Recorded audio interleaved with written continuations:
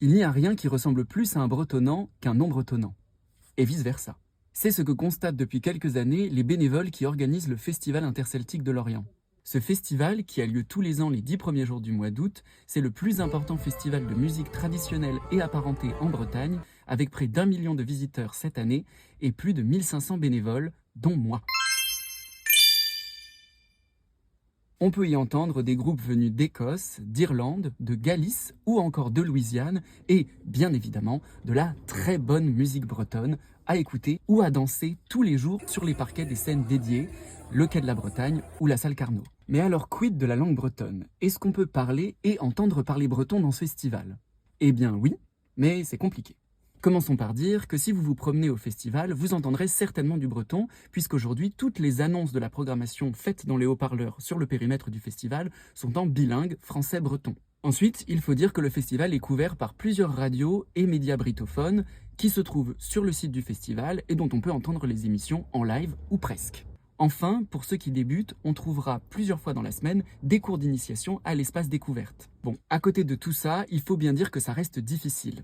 La Cobb Brace, par exemple, éditeur historique de livres et de CD en breton, qui envoyait chaque année un stand animé le Quai du Livre au Festival interceltique, a été placé l'an dernier en liquidation judiciaire et le magasin en dur de Lorient a été fermé dans la foulée après presque 30 ans d'activité. Malgré la présence de stands de différentes associations bretonnes et de langue bretonne à l'espace découverte du festival, il n'y a à l'heure actuelle aucun lieu fixe dédié à la langue bretonne vivante au festival. Et croyez-moi, on en a passé des apéros clandestins en breton, à côté d'une scène, sous un haut-parleur, à côté d'une bannière interceltique ou sous un écriteau DIY dans la boue à côté d'un stand. Mais alors comment faire pour parler breton quand on parle déjà un peu ou quand on a juste envie d'écouter et de se faire l'oreille? Eh bien depuis quelques années, la direction du festival tente de remettre en avant la langue bretonne en proposant une solution simple aux bénévoles qui sont, vous vous en doutez, très nombreux à connaître au moins quelques mots de breton. Porter un badge, comme Zambrezanek.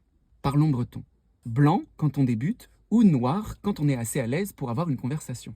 C'est tout simple, c'est tout bête, mais ça a au moins l'avantage de permettre aux bretonnants et bretonnantes de se reconnaître dans la foule des festivaliers.